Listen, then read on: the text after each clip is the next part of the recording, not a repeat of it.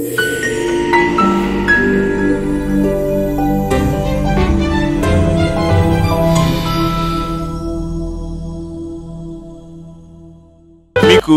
దేవుని వాక్యమును గురించి, దేవుడు నేర్పినటువంటి, దేవుడిచ్చినటువంటి, దేవుడు మన మధ్య చేస్తున్నటువంటి కార్యముల గురించి వివరించే ప్రయత్నం చేస్తాను.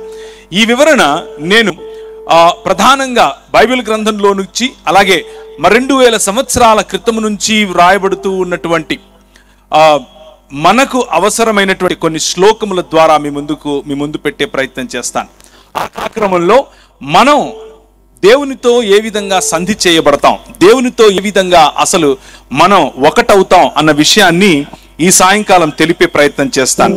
అదే దేవుని వాక్యం చెప్పేటటువంటి ఆయన మహిమను గురించినటువంటి ఈ స్తోత్ర గీతం, ఆయన మహిమను గురించినటువంటి ఈ కథనం, మానవ సమాజం ఏ విధంగా దేవునికి దూరమైంది, మానవ సమాజాన్ని ఏ విధంగా దేవుడు తిరిగి తన ఇల్లుగా, దేవుడు తిరిగి తన కుటుంబముగా, దేవుడు తిరిగి తన నివాస యోగ్యమైన స్థలముగా మార్చుకుంటున్నాడు అనేటటువంటి ఈ రక్షణ సువార్తను మీ ముందుంచే ప్రయత్నం చేస్తాను. చాలాసార్లు మనం యేసుక్రీస్తును గురించి, అలాగే తన దేవుడు ఆకాశమందున్నటువంటి దేవుని గురించి ఆలోచిస్తూ ఉంటాం. మీరు ఎన్నోసార్లు విని ఉండొచ్చు, క్రైస్తవ కుటుంబాల్లో పుట్టి ఉండొచ్చు. క్రైస్తవ కుటుంబాల్లో పుట్టడం కారణం చేత దేవుని వాక్యమైనటువంటి బైబిల్ గ్రంథంలో నుంచి కొన్ని విషయాలు మీరు తెలుసుకొని కూడా ఉండొచ్చు. కానీ ఈ రాత్రి మీరు వినబోయేటటువంటి ఈ కథనం, లేకపోతే ఈ నరేటివ్ అనేది ఒకసారి ఒక క్రొత్తగా మీ ముందుకు వచ్చే అవకాశం ఉంది. లేకపోతే మీకు తెలిసిన విషయాన్నే మళ్ళీ మీరు తెలుసుకునే అవకాశం ఉంది.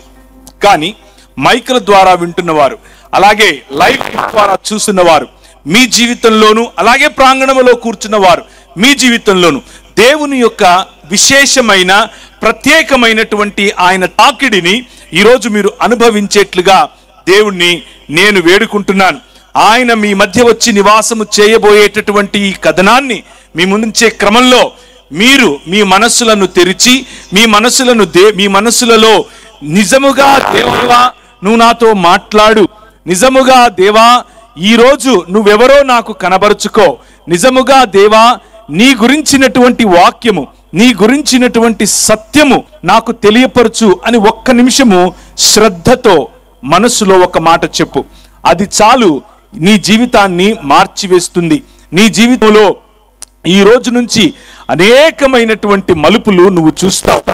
అయితే ఈ మానవ సమాజాన్ని, ఈ ప్రపంచాన్ని దేవుడు తన కుటుంబముగా, తన రాజ్యముగా, తన ఇల్లుగా చేశాడు. భూమి ఆకాశములు అనేటటువంటి ఒక దేవుని యూనిట్ ను ఆయన తయారు చేశాడు. భూమిని ఆయన తన పాదపీఠముగా చేసుకుని ఆకాశమందు సింహాసనాసీనుడై కూర్చున్నాడు. తన చొక్కాయి అంచట ఆయన కలిగించినటువంటి, ఆయన నిర్మించినటువంటి, ఆయన ఆలయమైనటువంటి భూమి అందంతటా వ్యాపించి ఉండే మహాగణుడు ఈ దేవుడు, ఈ రాజు, ఆయన కింగ్ ఆఫ్ దిస్ వరల్డ్, ఈ ప్రపంచాన్ని సృష్టించినటువంటి రాజు. ఆ రాజు యొక్క మహిమను మీ ముందు తెలియజేయాలి అని ఆశపడుతున్నాను. కానీ తెలియచేయటానికి నా దగ్గర పదాలు సరిపోవటం లేదు. ఈ రాజు గొప్ప రాజు.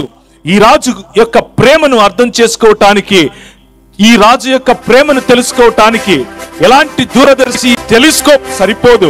ఈయన రాజు పూర్తిగా నిజాయితీ గల రాజు. ఈ రాజు శాశ్వతంగా స్థిరపడి ఉండే రాజు. ఈ రాజు భూమి తన పాదపీఠముగా చేసుకున్న రాజు. This king made his heavens as his throne. ఆయన తన సింహాసనముగా ఆకాశమును మలుచుకున్నటువంటి రాజు. ఆ రాజు గురించి ఈ సాయంకాలం మీ ముందు ప్రకటించబోతున్నాను. ఆ రాజు దేవుని కుమారుడు. ఆ రాజు పాపులకు రక్షకుడు. ఆ రాజు నాగరికతలకు కేంద్రం. ఆ రాజులు పోలిన వారు లేరు. ఆ రాజే సత్యం, ఆ రాజే మార్గం, ఆ రాజే జీవం. ఆ రాజును గురించి మీ ముందు ప్రకటించబోతున్నాను. వినేవారు, మైకుల ద్వారా వినేవారు, లైవ్ ద్వారా వింటున్నవారు, ఈ ప్రాంతంలో కూర్చున్నవారు, ఈ రాజు రాకడ, ఈ రాజు అలికిడి, ఈ రాజు గుండె చప్పుడు ఈ రాత్రి మీరు వినాలి. ఆయన మీ హృదయాల్లో ఉన్నటువంటి ప్రతి ఒంటరితనాన్ని, మీ శరీరంలో ఉండేటటువంటి ప్రతి రోగాన్ని, మీరు మనసులో ఆలోచిస్తున్నటువంటి మీ అప్పును, ప్రతి విషయాన్ని ఈ రాజు సన్నిధిలో మీరు ఉంచండి. ఆయన నడిచి మీ మధ్యకు రాబోతున్నాడు. ఆయన అపూర్వమైన వాడు, సత్యానికి ఆయనే పునాది. ఆయనకు ప్రతితుల్యమైనటువంటిది ఇంకొకటి లేదు, ఇంకొక దేవుడు లేడు, ఇంకొక మనిషి లేడు. దావీదు రాజు ఆయనను గురించి పొగుడుతూ అంటున్నాడు, దేవా, ఈ భూమి ఆకాశములు నీ మహిమను చాటుతున్నాయి, నేను నా గొంతెత్తి ఈ మహిమను చాటుతాను అని చెప్తున్నాడు. ఆ రాజు యొక్క కథనాన్ని మీ ముందు ఈరోజు ఉంచుతున్నాను.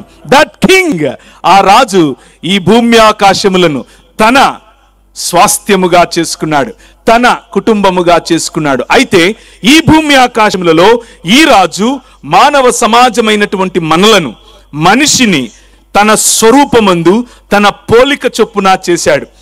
దేవుడు నిన్ను చూస్తే ఆయన నీకు ఇచ్చినటువంటి అధికారం, ఆయన నీకు ఇచ్చినటువంటి స్థితిగతులు 3 రకాలుగా కనిపిస్తాయి. ఒకటి, నువ్వు ఆయన ప్రతిబింబం, నువ్వు ఆయన ప్రతిమ. ఈ చేసినటువంటి ఈ ఆలయంలో, ఆయన నిర్మించినటువంటి భూమి ఆకాశములు అనేటటువంటి ఈ ఆలయంలో ఆయన నిన్ను ఒక ప్రతిమగా ప్రాణ ప్రతిష్ఠ చేసి ఉంచాడు. ఆయన నిర్మించినటువంటి ఈ భూమి ఆకాశములనే ఆలయంలో ఆయన నిన్ను ప్రతినిధిగా ఉంచాడు. నువ్వు ఒక ప్రతిమవు, నువ్వు ఒక ప్రతినిధివి, నువ్వు ఆయన యొక్క స్వరూపము మరియు పోలిక కాబట్టి నువ్వు ఒక ప్రతిబింబం. అనగా ఈ ప్రపంచం నిన్ను చూస్తే నీలో దేవుడు కనిపించేలా నిన్ను మహిమతో నింపాడు. నీ దేవుడు నిన్ను చూస్తే ఈ ప్రపంచంలో ఉన్నటువంటి సుభిక్షత కనిపించేలా నీకు అధికారాన్ని ఇచ్చాడు. అధికారము కలిగినటువంటి, అలాగే ఆశీర్వాదము కలిగినటువంటి, నువ్వు ఫలించు, నువ్వు అభివృద్ధి చెందు, నువ్వు విస్తరించు, నువ్వు భూమిని నిండించు, మరి దానిని ఏలు అని చెప్పి నీకు అధికారం ఇచ్చాడు. అధికారాన్నిచ్చి ఏలుబడి చేయి అని నిన్ను దేవుడు పిలిస్తే ఆయన యొక్క మహిమ ఈ ప్రపంచమంతా వ్యాపించి ఉండేలా చూడటం ఆయన మహిమ, ఆయన ఏర్పరిచిన కటాక్షం, ఆయన ఏర్పరిచినటువంటి క్రమం. ఆ క్రమంలో జీవించాల్సినటువంటి మనిషి తన మహిమను కోల్పోయే విధంగా కొన్ని విషయాలు చేశాడు. సంఖ్యాకాండం 14వ అధ్యాయం 21వ వచనంలో దేవుని వాక్యం ఇలా చెబుతోంది, యెహోవా, నీ మాట చొప్పున నేను క్షమించి ఉన్నాను, అయితే నా జీవము తోడు భూమి అనంతయు యెహోవా మహిమతో నిండుకొని ఉంటుంది. ది ఎంటైర్ ఎర్త్, ఈ ప్రపంచమంతా, భూమి ఆకాశములంతా ఆయన మహిమతో నిండుకొని ఉన్నాయి. ఆయన చేసిన సృష్టిని చూస్తే ఆయన మహిమ కల్పిస్తుంది. ఆయన మహిమ గల నామము నిత్యము స్తుతింపబడును గాక. సర్వభూమియు ఆయన మహిమతో నిండియుండును గాక. ఆమేన్. గట్టిగా చెప్పండి, ఆమేన్, ఆమేన్. The story of his glory, ఆయన మహిమ యొక్క కథనం. ఇది కథ కాదు, కథనం. ఇది కేవలం కథ కాదు, ఇది జరిగిన చరిత్ర, ఇది మానవ చరిత్ర, భూమి ఆకాశముల చరిత్ర, దేవుడు మరియు మనుష్యుల చరిత్ర. రాజైన ఉజ్జియా మృతి నొందిన సంవత్సరంలో అత్యున్నతమైన సింహాసనమందు ప్రభువు ఆసీనుడై ఉండగా నేను చూచితిని, ఆయన చొక్కాయి అంచులు దేవాలయమును అనగా భూమి ఆకాశములను నిండుకొని ఉండెను అని ఆ రోజు యెషయా అనగా యేసు క్రీస్తు పుట్టుకకు 600 పైచిలుకు సంవత్సరాల క్రితం ఆయనకు కనిపించినటువంటి ఒక దర్శనములో ఆయన చూశాడట. అలా చూసినటువంటి రాజు ఈ భూమి మీదకి ఎందుకు రావాలి, ఈ భూమిని ఏం చేయాలి? సియోను నివాసులారా, నేను వచ్చి మీ మధ్య నివాసం చేస్తాను, సంతోషంగా ఉండి పాటలు పాడండి, ఇదే యెహోవా వాక్కు. భూమి ఆకాశములను సృజించినటువంటి దేవుడు మన మధ్యకొచ్చి నివాసము చేయాలి అని కోరుకున్నాడు. ప్రతి చల్ల పొద్దున ఆయన వచ్చి ఆదాముతో మాట్లాడాడు, నువ్వు నా స్వరూపం, నువ్వు నా పోలిక, నువ్వు నా కారణం చేత నన్ను ఆధారంగా చేసుకొని ఈ ప్రపంచాన్ని ఏలు అని చెప్పాడు. ఏలాల్సినటువంటి ఆదాము, ఏలాల్సినటువంటి మానవ సమాజం మెల్లిమెల్లిగా దేవుణ్ణి తృణీకరించటం మొదలుపెట్టింది. నువ్వు మాకు అక్కర్లేదు, మేమే స్వయంగా రాజ్యం చేస్తాం అని అనుకున్నారు. ఆ రాజు వీళ్ళతో అన్నాడు, మీ రాజ్యం, మీరు స్వయంగా రాజ్యం కట్టుకుంటే మీ మధ్య విద్వేషం, మీ మధ్య ద్వేషం, మీ మధ్య ఒకరినొకరు చంపుకోవటం, నా క్రమాన్ని విడిచిపెడితే అక్రమములోనికి పోతారు. దాన్నే పాపం అని పిలుస్తారు అని చెప్పాడు. అయినా వారు వినలేదు. యెహోవా మా ప్రభువా, ఆకాశములలో నీ మహిమను కనపరచువాడా, భూమి ఎందంతటా నీ నామము ఎంత ప్రభావము గలది అని దేవుని వాక్యం చెబుతూ ఉంటే, ఆ ప్రభావము కలిగినటువంటి నామము కలిగినటువంటి దేవుడు వారి మధ్య సంచరిస్తూ వారితో, నువ్వు నా స్వరూపము, నువ్వు నా పోలిక, నువ్వు నా ప్రతిబింబం, నువ్వు నా ప్రతినిధి, నువ్వు నా ప్రతిమ అని చెప్పి ఈ ప్రపంచములో వారికి ప్రాణ ప్రతిష్ఠ చేసి ఉంచితే, మనిషి అన్నాడు, అవసరం లేదు, నేను నా ప్రకారంగా జీవిస్తాను, అవసరం లేదు, నేను ఏదో నారకంగా ఉండిపోతాను అని అనుకున్నాడు. కానీ అలా చేసుకున్నటువంటి మనిషి, అలా బ్రతకాలనుకుంటున్నటువంటి మనిషి ఏం చేశాడు? స్వయంగా తన సొంత చిత్తము చేత ఈ లోకంలో సిస్టమ్స్, ఈ లోకంలో వ్యవస్థలు మొదలు పెట్టాడు. ఆ వ్యవస్థలు కుల రూపంగా వచ్చాయి, మత రూపంగా వచ్చాయి, ధన రూపంగా వచ్చింది, అందరూపంగా వచ్చింది, జ్ఞానము రూపముగా వచ్చింది, డబ్బు రూపముగా వచ్చింది. ఏ వ్యవస్థ అయినా సరే మనిషిని మనిషి నుంచి దూరం చేసింది. అంత మాత్రమే కాదు, దేవుణ్ణి మనిషి నుంచి దూరం చేసింది. మనిషి పాలనలో మనిషి ఎలా మారాడు అని గనక నేను మీకు జ్ఞాపకం చేస్తే, మనిషి పాలనలో మనిషి తన యుద్ధ నుండకుండా మనుష్యులు నిన్ను తరుముతారు, నీవు అడవి జంతువుల మధ్య నివాసం చేస్తావు, పశువుల వలె గడ్డి తింటావు అంటూ ఈ ప్రపంచాన్ని ఏలేటటువంటి ఒక రాజుకు దేవుడు గుర్తు చేశాడు. కారణం ఏమిటి అంటే, మనుష్యుడు పరిపాలించుకుంటే, మనుష్యుడు మనిషిపై రాజుగా ఉంటే, మనుష్యుడు దేవుడు చేసినటువంటి తన స్వరూపాన్ని పోలికను మర్చిపోతే, దానిలో పాపం అనేటటువంటి పాపాన్ని ఆకర్షిస్తే, పాపాన్ని తన జీవితంలోనికి తెచ్చుకుంటే జరిగేటటువంటి పరిణామం మరణం, చచ్చిపోతావు అని చెప్పాడు.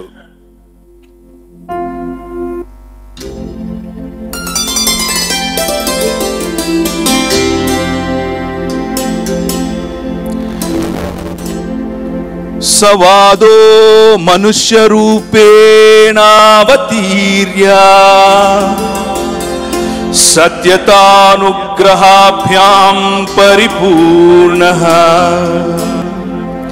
సంసార్థం అస్మాభిర్న్యవసత్తతః పితురద్వితీయ పుత్రస్య యోగ్యో యో మహిమాతం.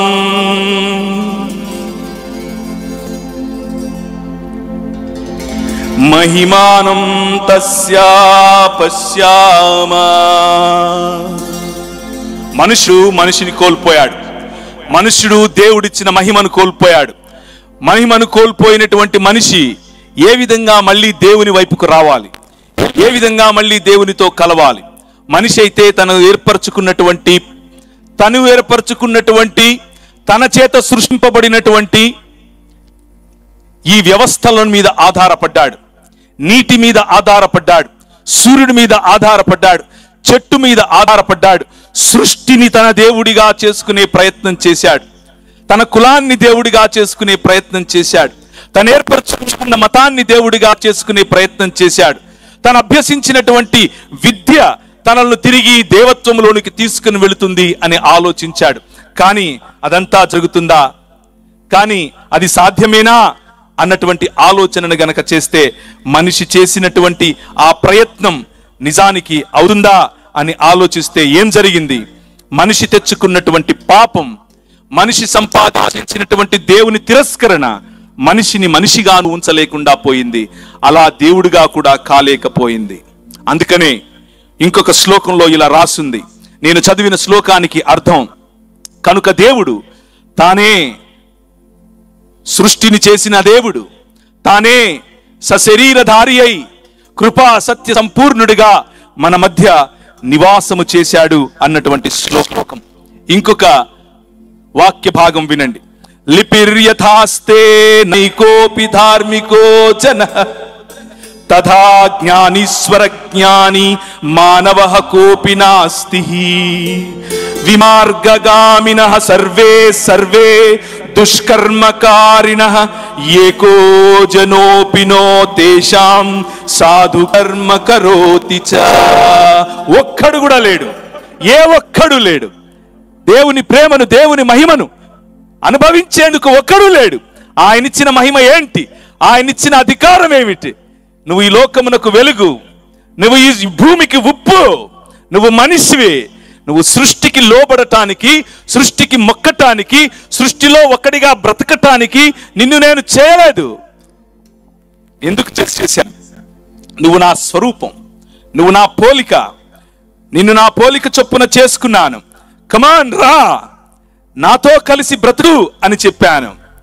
తేషాం కోపి ప్రభేదో నాస్తి యతః సర్వ ఏవ పాపిన ఈశ్వరీయ తేజో హి నాశ్చ జాతా త ఈశ్వరాస్యానుగ్రహాత్ మూల్యం వినా కృష్ణ కృతేన పరిత్రాణేన సపుణ్యీకృతా భవంతి. ఇటువంటి మనిషిని తిరిగి దేవుని సన్నిధిలోనికి తీసుకుని రావాలి, దేవుని మనిషిగా చేయాలి.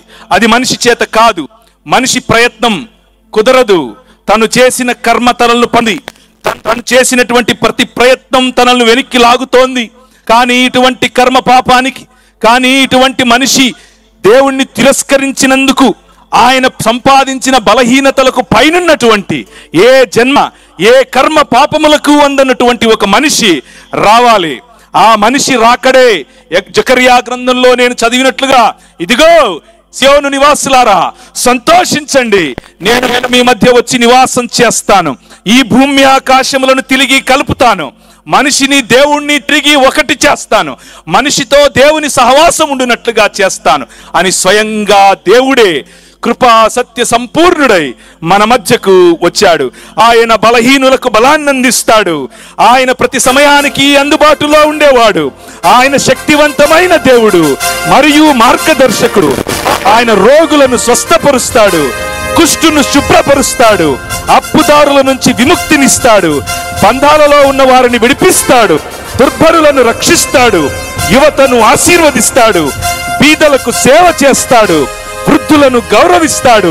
నిజమైన మనిషిగా ఈ ప్రపంచానికి వచ్చాడు. నిజమైన మనిషి. దేవుడు మనిషికి ఏ గౌరవాన్ని అయితే ఇచ్చాడు, దేవుడు మనిషికి ఏ అద్భుతమైనటువంటి అధికారాన్ని ఇచ్చాడు, దేవుడు మనిషికి ఏ అద్భుతమైనటువంటి స్వరూపము మరియు పోలికను ఇచ్చాడు, ఆ పోలిక కలిగినటువంటి ఆయన ప్రతిబింబముగా, ఆయన ప్రతిమగా మరియు ఆయన ప్రతినిధిగా ఒక మనిషి రావాలి. భూమి ఆకాశములను ఐక్యపరచాలి. దేవునితో తిరిగి మనిషి యొక్క సహవాసం జరగాలి. మనిషి ఏర్పరచుకున్నటువంటి మార్గములు మతం సృష్టిస్తున్నాయి, కులాలను సృష్టిస్తున్నాయి, భేదములను సృష్టిస్తున్నాయి, మనిషిని దూరం చేస్తున్నాయి. కానీ అది కాదు మనకు కావాల్సింది. ఐక్య సమాజం కావాలి, ఒక్క సమాజం కావాలి. మనుషులందరూ ఒక్క శరీరముగా మారేందుకు ఒక్క మనిషి ఈ ప్రపంచంలోనికి రావాలి. ఆయనే నా రాజు. That is your king. ఈ ప్రపంచానికి రాజు. ఆ రాజు ఈ ప్రపంచానికి వేంచేస్తున్నాడు. ఆ రాజు నీవు ఇన్న రోగాన్ని తీయటానికి వచ్చాడు. ఆ రాజు గుర్రమెక్కి కత్తి పట్టుకుని ప్రపంచాల మీద రాజ్యం చేయటానికి వచ్చిన రాజు కాదు. ఆ రాజు ప్రేమామయుడు. ఆ రాజు కృప చూపించేవాడు. ఆ రాజు ప్రేమ చూపిస్తాడు. ఆ రాజు సహనము చూపిస్తాడు. ఆ రాజు ఈ రోజుల్లో కొద్దిగా మైక్ పట్టుకొని 10 మాటలు మాట్లాడగలిగితే, కొద్దిగా ధనముంటే, కొద్దిగా ఒకటో రెండో కార్లుంటే ముందు కొందరు పరిగెట్టాలి, వెనక కొందరు పరిగెట్టాలి, బొకేలు ఇవ్వాలి, నీళ్ళు ఇవ్వాలి, అడుగులకు మడుగులొత్తాలి. ప్రభు ఆనాడే అన్నాడు, మనుష్యుడా నువ్వు సృష్టించుకుంటున్నటువంటి రాజ్యం, నీ పైన రాజ్యమేలటానికి నువ్వు ఏర్పరచుకున్నటువంటి నీ నాయకులు, నీ పిల్లలు వెళ్ళి వాళ్ళ ఇంట్లో రొట్టెలొత్తాలి, నీ పిల్లలు వెళ్ళి వారి కాళ్ళు పట్టాలి, నువ్వు సంపాదించిన సంపదలో వాడికి భాగం ఇవ్వాలి. ఇది నువ్వు ఏర్పరచుకునే రాజు. కానీ ఐ యామ్ ద కింగ్, నేను రాజును. ఈ రాజు నీ దగ్గర కప్పమడగడు. ఈ రాజు నీ దగ్గర పన్నడగడు.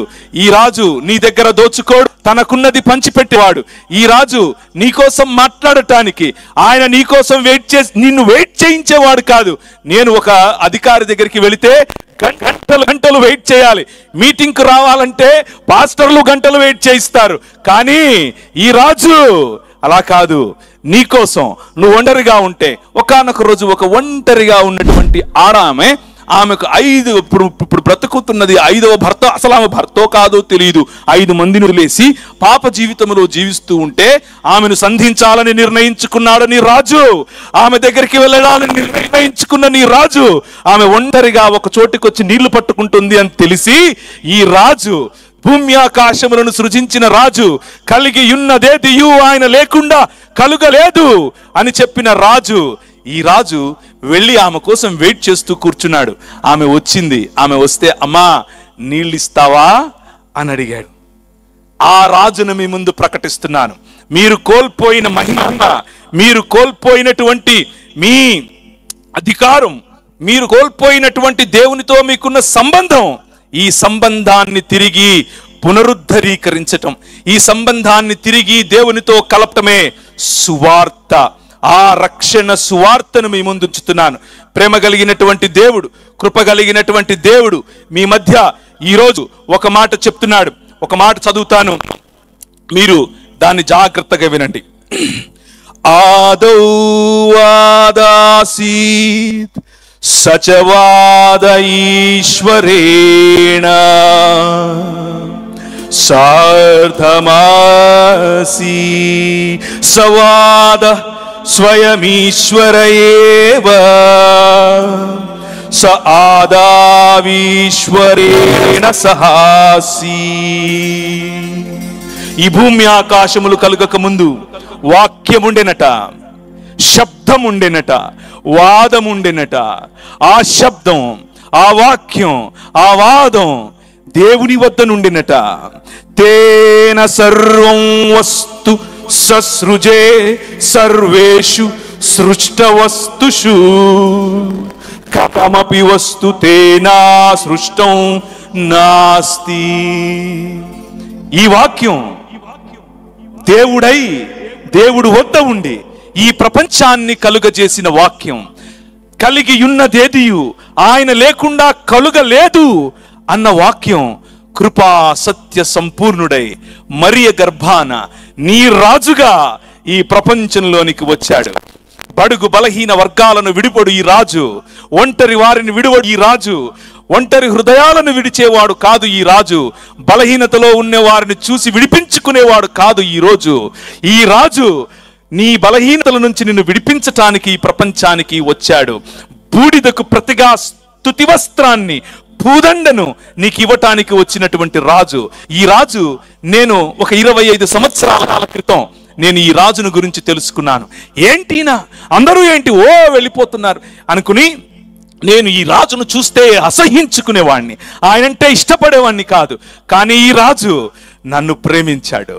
ఈ రాజు ఆ ఒక్క పాపములో ఉన్నటువంటి స్త్రీతో మాట్లాడటం కోసం ఆయన ఏ విధంగా అయితే బావి దగ్గర గంటలు గంటలు వెయిట్ చేసి ఆమె వచ్చిన తర్వాత అమ్మా నీళ్ళు ఇస్తావా అని ఒక సమరయ స్త్రీతో మాట్లాడాడో, అలాగే సంవత్సరాలు తన బిడ్డగా, తన స్వరూపము, తన పోలిక, ఈ లోకమునకు వెలుగు, ఈ భూమికి ఉప్పు, ఆయన ప్రతినిధి, ఆయన ప్రతిమ, ఆయన ప్రతిబింబం ఆయన నిన్ను తిరిగి ఆయన సంధించటానికి, ఆయన కుటుంబములోనికి ఆహ్వానించటానికి వేచి చూస్తున్నాడు.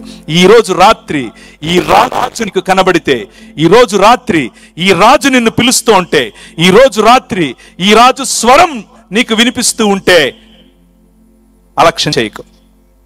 అలక్ష్యం చేస్తే, విస్మరిస్తే, వదిలిపెడితే ఈ రాజు నీకు అందుబాటులో ఉన్న సమయంలోనే తెలుసుకుంటే బాగుపడతావు, తెలుసుకోకపోతే నీ కర్మ.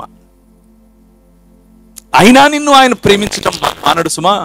అయినా ఆయన నీకు ఏమాత్రము తన కృపను, తన ప్రేమను ఇవ్వకుండా ఆపడు. ఇంతకు ఈ రాజు ఈ లోకానికి ఎందుకు వచ్చాడు?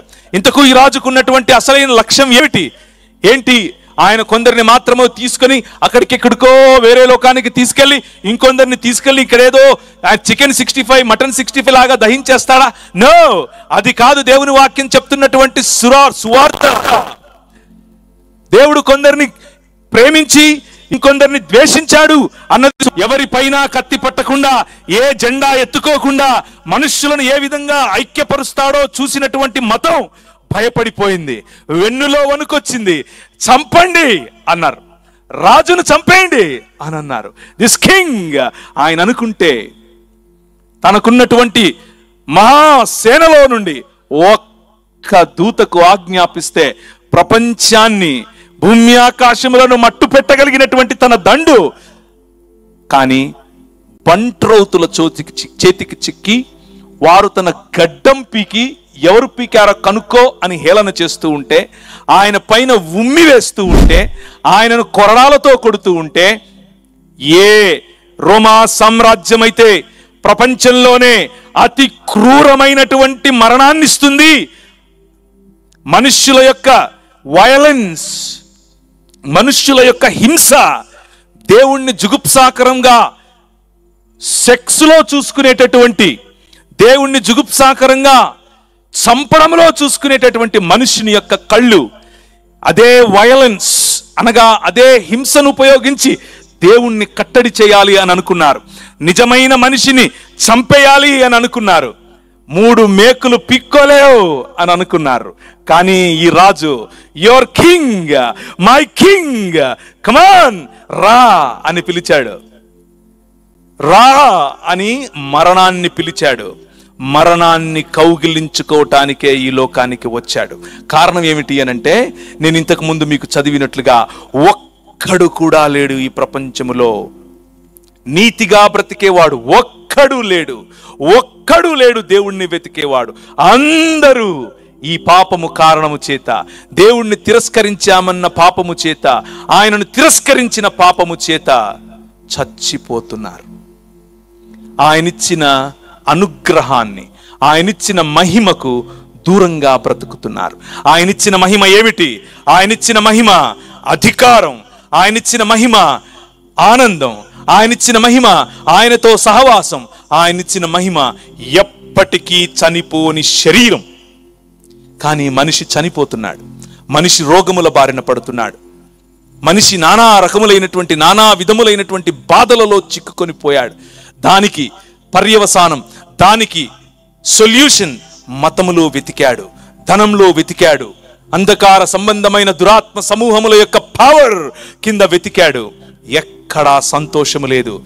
కానీ దానిని నిజమైన మనిషి ఆయనకు కనిపించినప్పుడు మనుష్య సమాజములో ఉన్న కోపమంతా, మనుష్య సమాజములో ఉన్న ఈ హింస అంతా ఒక్క చోటికి చేరి ప్రభు అయిన యేసు క్రీస్తును కొరడాలతో కొట్టి సిలువకెక్కిస్తే, ఆయన సిలువను అనగా ఈ ప్రపంచంలోనే అతి క్రూరమైనటువంటి, అతి క్రూరంగా ఉండేటటువంటి ఈ వయలెన్స్ ను, ఈ హింసను ఆయన ఆలింగనం చేసుకుని ఆ సింహాసనముగా దాన్ని మార్చుకున్నాడు. కాలు మీద కాలేసుకుని కూర్చున్నాడు. మరణమా రా అని పిలిచి మరణాన్ని కళ్ళలో కళ్ళు పెట్టి చూసి మరణాన్ని చంపాడు. చాలా మంది అనుకున్నారు, అరే ఈయనేం దేవుడు, ఆయన చనిపోయాడు కదా. నో, ఆయన చంపటానికి వచ్చాడు. మనిషిని కాదు, మనిషిని చంపుతున్నటువంటి చావును చంపి నువ్వు ఇంకెప్పుడూ చనిపోనటువంటి జీవితంలోనికి పిలవటమే రక్షణ సువార్త.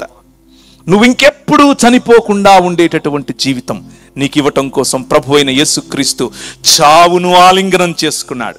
చావును ఆలింగనం చేసుకుంటే అనుకున్నారు చచ్చాడు అనుకున్నారు. మతం అనుకుంది మేము చంపేశాం, మేము సక్సెస్ఫుల్ అని అనుకుంది. మతం వెళ్ళి డబ్బులు ఇచ్చి నిలబెట్టింది. చూడండి, వీడు మళ్ళా లేచాడని వీళ్ళు చెప్పే అవకాశం ఉంది కాబట్టి ఆయన సమాధికి బయట నిలబడండి అని కొందరికి డబ్బులిచ్చి మరీ నిలబెట్టారు. కానీ ఆయన చేసిన వాగ్దానం నిజమైనది. ఆయనను నేను మీకు పరిచయం చేస్తున్నాను. ఆ రాజు మరణాన్ని ఆలింగనం చేసుకున్నటువంటి ఆ రాజు అనిర్వచనీయుడు, అద్భుతకరుడు, ఆశ్చర్యకరుడు, శక్తిమంతుడు. ఆకాశాలు ఆయనను పూరించలేవు, మానవ భాష ఆయనను వివరించటానికి సరిపోదు, ఆయనను మన జ్ఞానం అధిగమించలేదు, ఆయన లేకుండా మనం ఉండలేం. పరిసయ్యులు ఆయనను నిర్వహించలేకపోయారు. పిలాతు ఆయనలో ఎటువంటి తప్పు కనుక్కోలేకపోయాడు. హేరోదు ఆయనను చంపలేకపోయాడు. మరణం ఆయనను బంధించలేకపోయింది. సమాధి ఆయనను కట్టేయలేకపోయింది. That is your king. అది నీ రాజు. ఆ రాజు 3 దినములైన తరువాత మరణాన్ని జయించి తిరిగి లేచాడు. హల్లెలూయా. మరణాన్ని జయించి తిరిగి లేచినటువంటి రాజు ఇప్పుడు నీకు రక్షణను ప్రకటిస్తున్నాడు. ఏంటా రక్షణ తెలుసా? నువ్వెప్పటికీ చనిపోనటువంటి జీవితం. ఈ శరీరం ఒకరోజు చచ్చిపోతుంది, ఈ భూమిలో పాతిపెట్టబడుతుంది, లేక కాల్చివేయబడుతుంది, లేక గద్దలకు, కాకులకు, కుక్కలకు వేయబడుతుంది. కానీ లయమైపోయినటువంటి నీ శరీరాన్ని, భూమిలో కలిసిపోయినటువంటి నీ శరీరాన్ని, గద్దలకు, కాకులకు వెళ్ళిన నీ శరీరాన్ని, అగ్నికాహుతైనటువంటి నీ శరీరాన్ని పునరుత్థానం చెందించేందుకు ఆయన రాబోతున్నాడు. పునరుత్థానం చెందించేందుకు ఆయన వస్తానని చెప్పాడు. దానికి ప్రమాణం ఏమిచ్చాడో తెలుసా? 3 దినములైన తరువాత ఆయనే తిరిగి లేచాడు. తిరిగి లేచి రా తాకు అని అన్నాడు. ఏంటి దయ్యం కదా నువ్వు అనుకున్నారు. దయ్యం కాదు, వచ్చి తాకు, రా నా పక్కలో చేపెట్టు అనంటే ఒక ఆయన వచ్చి పక్కలో చేపెట్టాడు. రా, నువ్వు కొట్టిన మేకులు 3 మేకులు అంటున్నావు, నువ్వు కొట్టిన మేకులు తాకి చూడు అనంటే హత్యాస్ము కహకిర్యాస్ము అన్నాడు. దాని అర్థం నా దేవా, నా ప్రభువా అన్నాడు. That is the expression. ఆ ఎక్స్ప్రెషన్ ఈ తిరిగి లేచిన నిజమైన నూతన సృష్టికి నాంది అయిన, ఈ ప్రపంచ నూతన సృష్టికి అంకురార్పణముగా వచ్చిన ప్రభు అయిన యేసు క్రీస్తు శరీరములో ఆయన నూతన సృష్టిని మొదలు పెట్టాడు. ఆ వాక్యం ఇంకెవరో కాదు, మన ప్రభు అయినటువంటి యేసు క్రీస్తు.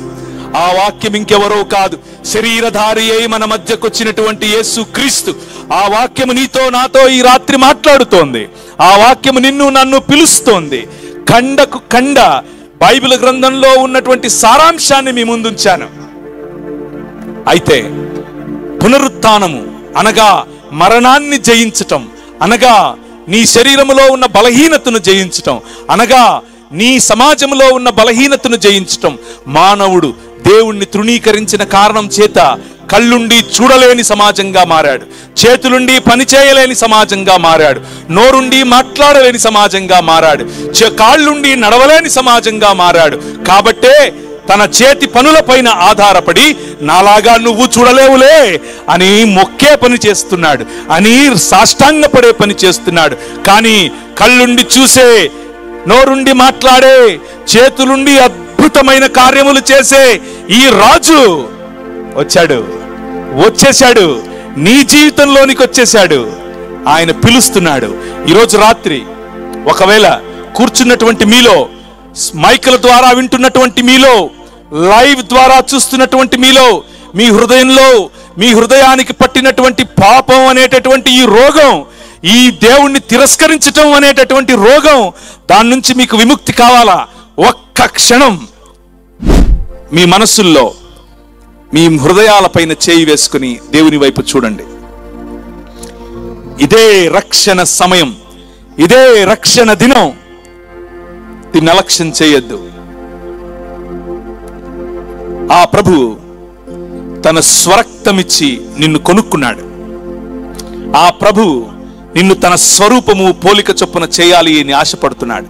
ఆ రాజు ఈ భూమిని, ఈ ఆకాశమును మళ్ళీ ఒకటి చేయాలి అని ఆశపడుతున్నాడు. ఆ ఆశను నూతన సృష్టిగా, క్రొత్త ఆకాశముగా, క్రొత్త భూమిగా ఆయన సంపూర్ణం చేయబోతున్నాడు. ఈ మాట మనకు ఎఫెసీయులకు రాసిన పత్రిక బైబిల్ గ్రంథములో 1వ అధ్యాయం 10వ వచనంలో కనిపిస్తుంది.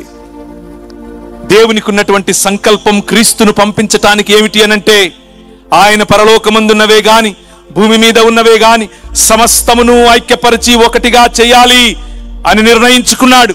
అందులో నువ్వు ఉన్నావు, అందులో నీ కుటుంబం ఉంది, అందులో నీ ఈ గ్రామం ఉంది, నీ మండలం ఉంది, నీ రాష్ట్రం ఉంది. నీ హృదయాన్ని ఈరోజు రాత్రి ఆయనకిస్తే నీ జీవితంలో అద్భుతాలు చూస్తావు. ఈ రాజుతో నాకు 25 ఏళ్ల క్రితం పరిచయం ఏర్పడింది, 27 ఏళ్ల క్రితం పరిచయం ఏర్పడింది. అలా పరిచయం ఏర్పడిన క్రమంలో ఈ రాజు నాతో అన్నాడు, నీవు లోకమునకు వెలుగై ఉన్నావు అని అన్నాడు. నేను ఎలా వెలుగవుతాను? నేను దరిద్రమైన జీవితం జీవిస్తున్నాను కదా, ఎలా వెలుగవుతాను అని అనుకున్నాడు. కానీ ఆయన తగ్గింపును నేర్పుతాడు, ఆయన కష్టించటం నేర్పుతాడు. నువ్వు పట్టిన చేతిలో నువ్వు పట్టిన మట్టిని బంగారం చేస్తాడు, నువ్వు కాలు పెట్టిన భూమిని నిధిగా చేస్తాడు, నువ్వు పలికిన మాట సువర్ణంగా ఉంటుంది, నువ్వు మాట్లాడిన ప్రతి మాట అవతలి వారి జీవితాలను కట్టేదిగా ఉంటుంది. నీకేదో ఈ ప్రభువు వద్దకు వస్తే ఏదో గొప్పగా ధనం వస్తుంది, ఏదో గొప్పగా ఇంకేదో అయిపోతుంది, నీ రోగాలు పోతాయి, నీకు పెండ్లవుతుంది, నువ్వు కార్లు కొనుక్కుంటావు, ఇది కాదు నేను చెబుతున్నది. నీ జీవితాన్ని ఒక ఆశీర్వాదమునకు నిన్ను ఎలాగూ ఆశీర్వదిస్తాడు, కానీ నీ ద్వారా నీ గ్రామాన్ని ఆశీర్వదిస్తాడు, నీ ద్వారా నీ మండలాన్ని ఆశీర్వదిస్తాడు, నీ ద్వారా నీ దేశాన్ని ఆశీర్వదిస్తాడు. ఆ రాజు నిన్ను పిలుస్తున్నాడు, ఈ రాత్రి రా నాతో కలిసి ప్రయాణం చేయి అని పిలుస్తున్నాడు. ఆ రాజు యొక్క పిలుపు కనుక నీకు వినపడితే, ఆ రాజు ఈ లోకానికి వెలుగుగా వచ్చాడు. ఆ రాజు వెలుగుతూ ఉన్నటువంటి రాజు. తజ్యోతిరంధకారే ప్రచకాశే కంత్వింతకారస్తన్న జాగ్రహ. ఈ లోకములో ఈ రాజు యొక్క వెలుగు తిరుగుతూ ప్రజలను వెలుగుగా చేస్తోంది. ఈ వెలుగు ఈ రాత్రి నీ దగ్గరికి కూడా వచ్చింది. ఈ వెలుగును ఆర్పుతావా లేక నీలోనికి ఆహ్వానిస్తావా? నేను ఆహ్వానించాను ఒక రోజు, 27 ఏళ్ల క్రితం ఆహ్వానించాను. ఆయన నా జీవితాన్ని వెలుగుమయం చేశాడు. నాకు కష్టాలు లేవు అని నేను చెప్పట్లేదు, కానీ ప్రతి కష్టంలో ఆ రాజు నాకు నిలబడ్డాడు, నాతో నిలబడ్డాడు. నేనున్నా అన్నాడు. నన్ను ముంచే కష్టం ఇంతవరకు ఇంకా రాలేదు. జలములలో పడి నువ్వు నడుస్తూ ఉంటే జలములు నిన్ను మింగవు అన్నాడు. ఇంతవరకు నన్ను మింగే జలములు పుట్టలేదు. నీ పరిశుద్ధుణ్ణి కుళ్ళు పట్టనీయను అని అన్నావు. ఆయన నన్ను కుళ్ళు పట్టనివ్వలేదు. అనేకమైనటువంటి చోట్ల, అనేక దేశాల్లో, అనేక భాషల్లో, అనేక ప్రాంతాల్లో, అనేక ప్రజల మధ్య ఇబ్బందులు, వ్యాపారం, ఎన్నో రకాలైనటువంటి శ్రమలు మీకున్నవే నాకు. కానీ ఈ రాజు తన ఒడిలో ఉంచుకొని నడిపాడు, బలమిచ్చాడు, ఎక్కడా తలదించనివ్వలేదు. నువ్వు తలగా ఉంటావు అని చెప్పాడు, నువ్వు తోకగా ఉండవు అని చెప్పాడు, నువ్వు అప్పిస్తావు కానీ అడుక్కు తినవు అని చెప్పాడు. ఈరోజు రాత్రి అప్పులతో నువ్వు బాధపడుతూ ఉన్నావా? నువ్వెక్కడున్నా సరే ఒక్క నిమిషం, నీ అప్పులు, నీకున్న ఆర్థిక ఇబ్బంది, నువ్వెక్కడున్నా సరే ఒక్క నిమిషం, నువ్వు మైకుల ద్వారా వింటూ ఉన్నా, నువ్వు లైవ్ ద్వారా వింటూ ఉన్నా, ఒక్క నిమిషం నేను చెబుతున్న మాట చెప్పి చూడు. అబ్రహామును ఆశీర్వదించావట. అబ్రహాము జీవితంలో అనేకమైన ఆశ్చర్య కార్యాలు చేశావట. నిన్ను నమ్మిన ప్రతి వాడిని తలగా ఉంచుతావట. అవమానముతో, అప్పుల బాధతో కృంగిపోయిన నన్ను తలగా చేస్తావా అని అడిగి ఒక మాట అడిగి చూడు. నన్ను తలగా చేయి ప్రభువా అని అడిగి చూడు. He will do it. ఆయన చేస్తాడు. నా జీవితంలో చేశాడు, నీ జీవితంలో నువ్వు చేస్తాడు. ఆ రాజు నీ రాజు. ఒక్కసారి ఆ రాజుకు నీ జీవితం ఇచ్చి చూడు. నీ జీవితాన్ని ఎంత శోభాయమానంగా చేస్తాడో చూద్దువు గాని. రక్షణ సువార్త, ఇది శరీరమునకు రక్షణ, ఇది నీ ఆత్మకు రక్షణ. శరీరాత్మ మనస్సులు అని పిలువబడినటువంటి సంపూర్ణ మానవునికి ఈ అంధకార సంబంధమైన దురాత్మ సమూహములుగా పిలువబడుతున్నటువంటి ఈ లోక మర్యాద నుండి రక్షణ. అంత మాత్రమే కాదు, ఈ లోక మర్యాదలో ఉన్న నీకు, ఈ లోక మర్యాదలో కొనసాగుతున్నటువంటి నీకున్నటువంటి ఇబ్బందుల నుండి రక్షణ. నీ శరీరానికి పట్టినటువంటి ప్రతి రోగము నుండి రక్షణ, ప్రతి చింత నుండి రక్షణ. కొలస్సీలకు రాసిన పత్రిక 1వ అధ్యాయంలో ఆయన చెప్పినట్లుగా అంధకార సంబంధమైనటువంటి దురాత్మ సమూహముల యొక్క రాజ్యము నుంచి ఆయన విడిపించి మనలను తన సొత్తుగా, తన రాజ్యముగా మార్చుకుంటాడు. ఆ రాజ్యములోనికి నిన్ను పిలుస్తున్నాడు. ఆ రాజ్యములో ఎప్పటికీ నశించినటువంటి దేవునితో సంబంధం నీకుంటుంది. అన్నిటినీ మించి మనిషి కోల్పోయినటువంటి మహిమను ఆయన వారికి ఇచ్చాడు. వారి యందు నేనును, నా యందు నీవును ఉండుట వలన వారు సంపూర్ణులుగా చేయబడి ఏకముగా ఉన్నందున నీవు నన్ను పంపితువని, నీవు నన్ను ప్రేమించినట్లే వారిని కూడా ప్రేమించితువని లోకము తెలుసుకున్నట్లు నాకు అనుగ్రహించిన మహిమను వారికి ఇచ్చితిని. ఈ రాజు ఈ లోకానికి వచ్చింది నిన్ను మహిమపరచటానికి, నీకు మహిమనివ్వటానికి, నీకు అధికారమునివ్వటానికి, నువ్వు ఈ ప్రపంచముపై ఏలుబడి చేయటానికి.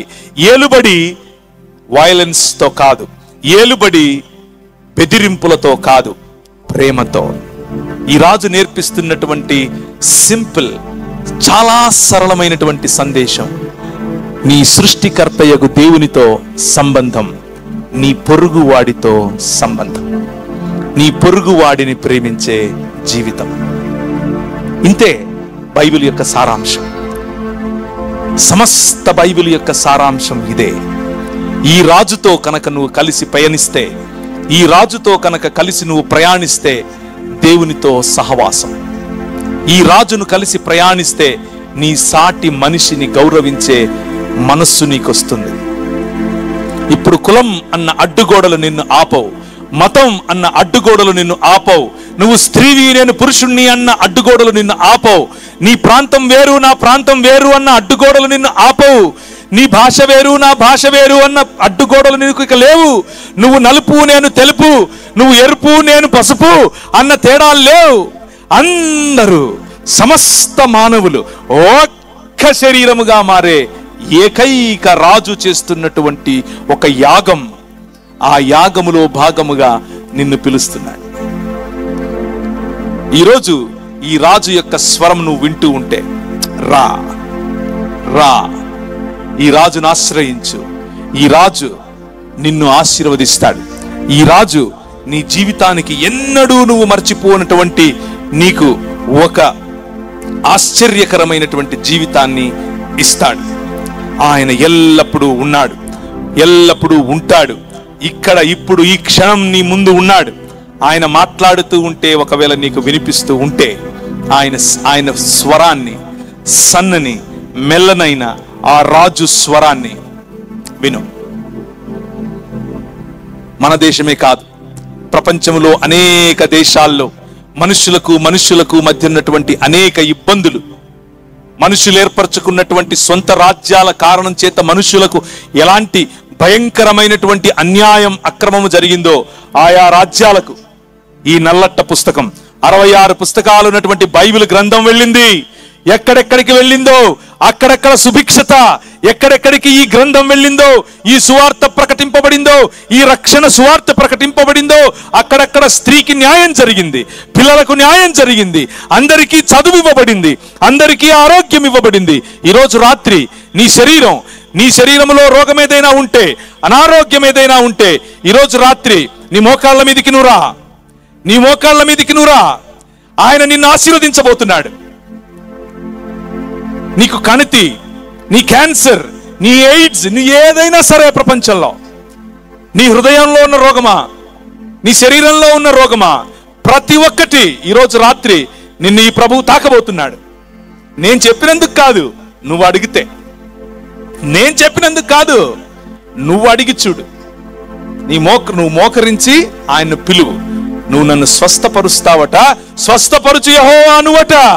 నువ్వు దిగి వచ్చిందే అందుకట, మానవులకు స్వస్థతట, ఈ లోకమంతా సంతోషమట.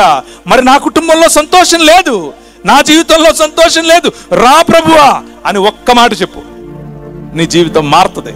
Tonight is the night that you will see the day. ఈ రాత్రే నీకు వెలుగుమయమైన రాత్రి. ఈ రాత్రి నీ జీవితాన్ని మార్చే రాత్రి. ఈ రాత్రి నీ రోగములు పోగొట్టే రాత్రి, పరిశుద్ధాత్మని శక్తి చేత నింపే రాత్రి. ఈ రాత్రి నీ మనసును కఠోరం చేసుకోవద్దు. ఈ రాత్రి ఈ రాజు దగ్గర కన్నీళ్లతో ఒక్క మాట చెప్పు చాలు, ఒకే ఒక్క మాట.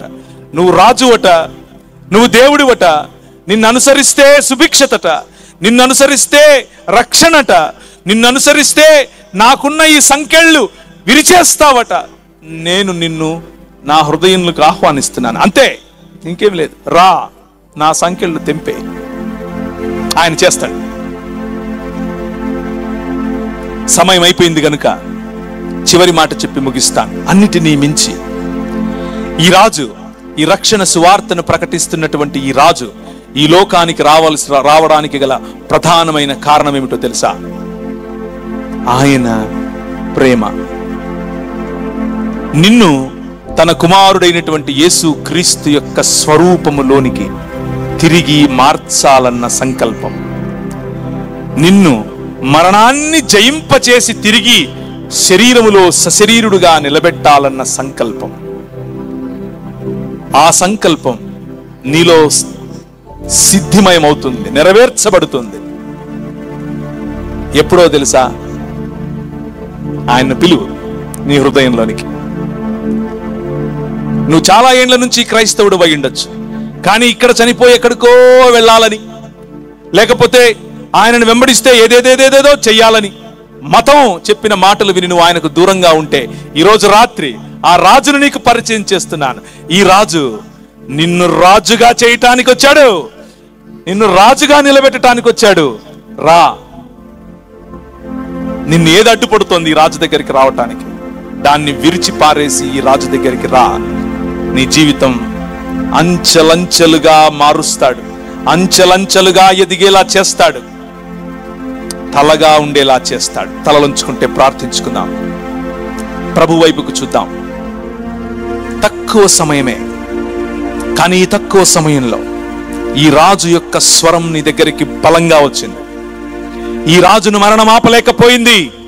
ఈ రాజును ఈ లోక మర్యాదలో ఉన్న రాజులు ఆపలేకపోయారు. ఈ రాజును మతాలు ఆపలేకపోయాయి. కానీ ఈ రాజును ఒకటి ఆపగలదు, అది నీ హృదయం.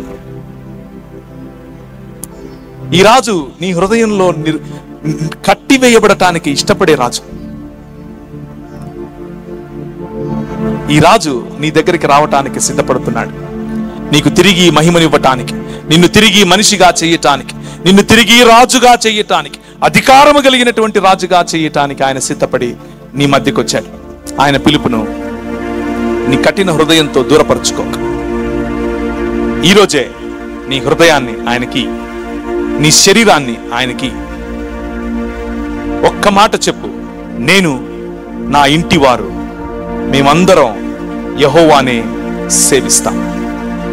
మేమందరం యెహోవానే సేవిస్తాం. నేను, నా ఇంటి వారు యెహోవానే సేవిస్తాం. చాలు. నీ జీవితంలో మార్పును నువ్వు చూస్తావు. ఆయనను నీ జీవితానికి, నీ కుటుంబానికి రాజుగా చేసుకొని చూడు. నీ జీవితంలో పెను మార్పులు చూస్తావు. కృపగలిగిన తండ్రి, ఈ రాత్రికాల సమయంలో మీ వాక్యమును ఉన్నది ఉన్నట్లుగా తేట తెల్లగా స్పష్టంగా నీ బిడ్డల మధ్య ఉంచాను.